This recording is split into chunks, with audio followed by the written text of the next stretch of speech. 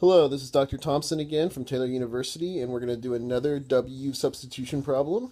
This time it's going to look a little different just because of the way the substitution works out, but the thing you should keep in mind is that W substitution is typically done for composition, so when you see this composition here, you should think about making W the thing inside. So I'm going to try that.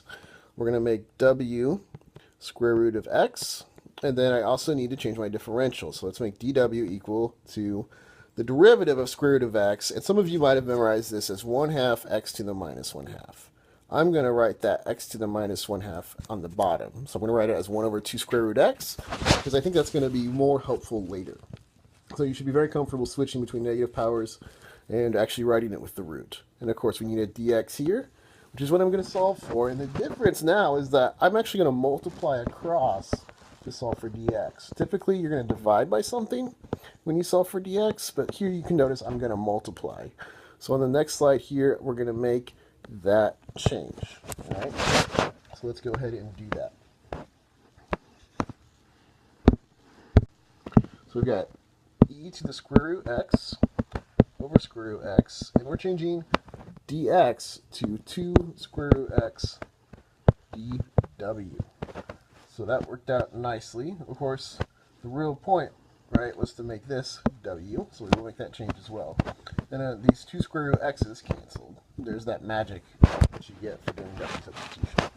So let's simplify all that and write it below. This is going to be e to the w times 2, and then dw. So on the next slide, let's actually do the antiderivative, and we will move the 2 to the outside.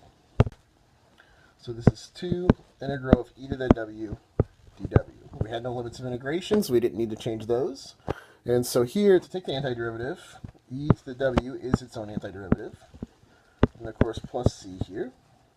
And then the last step is that I need to change my w after I do the antiderivative. I need to change it back to x. And here w was square root x. So let's go ahead and write the real answer on the next slide.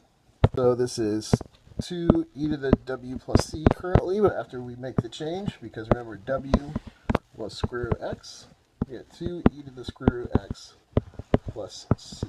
So that is our final answer. And on the next slide, I'll show you what the full work might look like. All right, so on this slide, you see what a full screen of work might look like for your homework.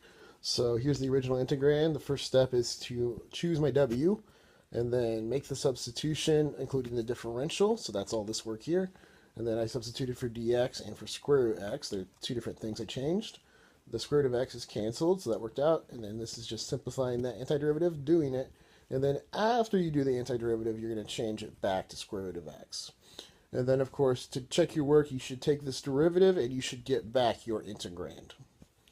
All right, so that's another example of W substitution.